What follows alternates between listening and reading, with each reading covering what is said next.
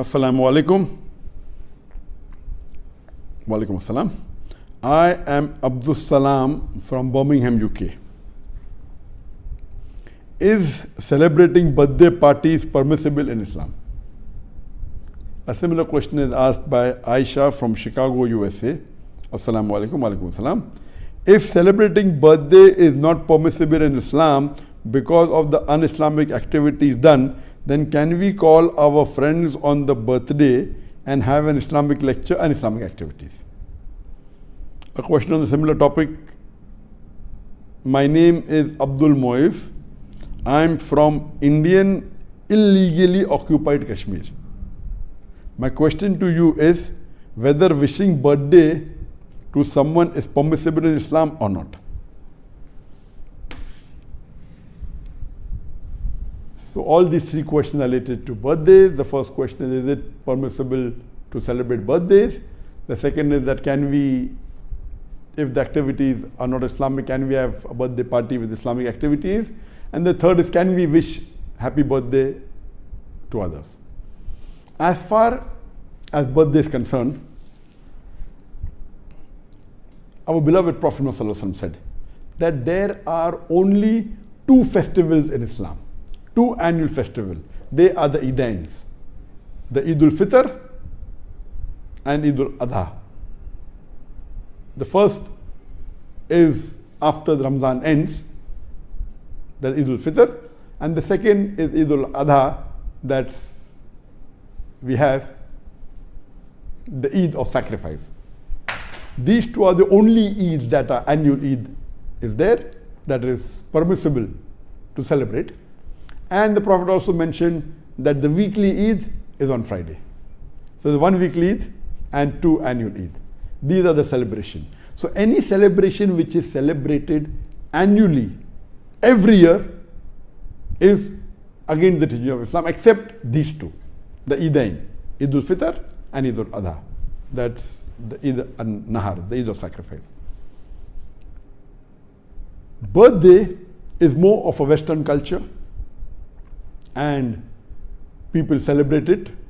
It is not an Islamic culture, and it is against the teachings of Islam. So therefore, it is not permissible. Any celebration which is done on an annual basis, whether it be wedding anniversary, whether it be Valentine's Day, whether it be Mother's Day, or whether it be Teacher's Day, all these type of days or annual celebration, except for the two Eid, are not permissible in Islam. If you have a normal party for graduation, no problem.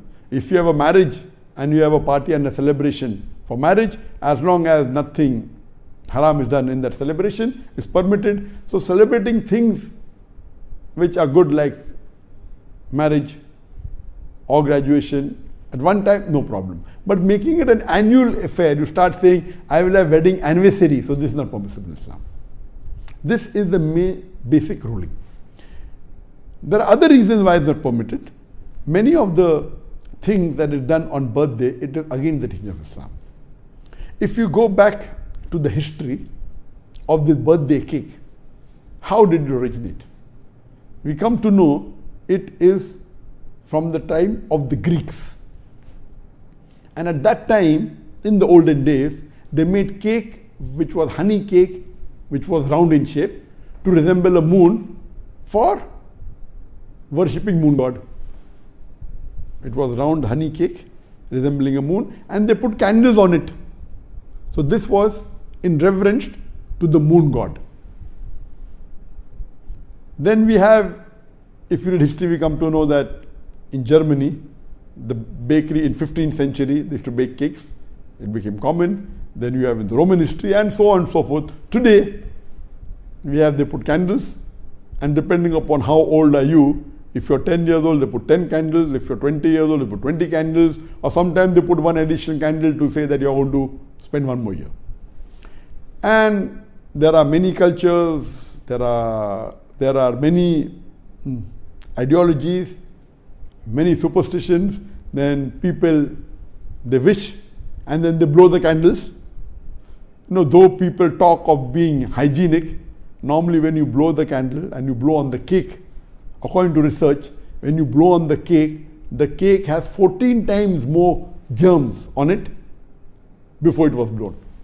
So imagine we talk about hygiene, but we blow the candles kept on the cake, and there are germs going onto the cake, and we serve that cake to everyone.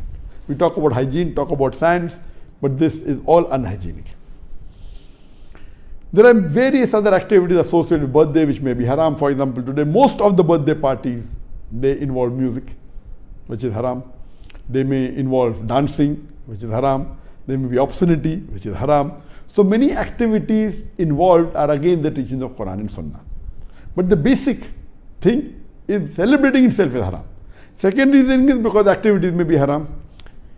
The question posed is that what if we do not have any haram activities and we have a birthday party and give an Islamic lecture? Is it permissible? Giving Islamic lecture is good. You can do it any time of the year, on any day of the year, but specifically selecting that I was born on this day, 19th of September, and I will have an Islamic lecture because I was born on this day, this again is not permissible. Having Islamic lecture any day is permissible, but having every year only on that one particular day, it is not permissible. Furthermore, many a times birthday celebrations involve celebration of spiritual leaders, of messengers, like Jesus Christ, peace be upon him. This leads to shirk. It may involve celebration of celebrities, of famous personalities. This leads to hero worship. All this is against the teaching of Islam. Regarding the last question, that is it permissible to wish someone happy birthday when celebrating birthday itself is not permissible? So where is the question of wishing someone happy birthday? Normally, when a person is born on a particular day, the lifespan of every human being has already been determined by Allah subhanahu wa ta'ala. In fact, when a birthday comes, he is going to live for 1 year less. So is it a point to celebrate or is it a point to mourn? So there is no concept, it is illogical that you're wishing someone a happy birthday because he has become 20 years old or 30 years old. In fact, he is going closer to his grave. Irrespective whether he is going closer to the grave or not, celebrating birthday per se is not permitted in Islam. Whether, even if it includes activities which are Islamic, celebrating per se is not permitted. And as I mentioned earlier, that with most of the birthdays that we have today, it is associated with shirk, associated with un-Islamic activities, with music, with dance. That's the reason my advice to the Muslim brothers and sisters, to the Muslim children, is that we should stay away from such cultures which are against Islam, against the teaching of the Quran and the Sunnah, and we should not celebrate these annual events which is not part of the Islamic culture and Islamic teaching. Hope that answers the question.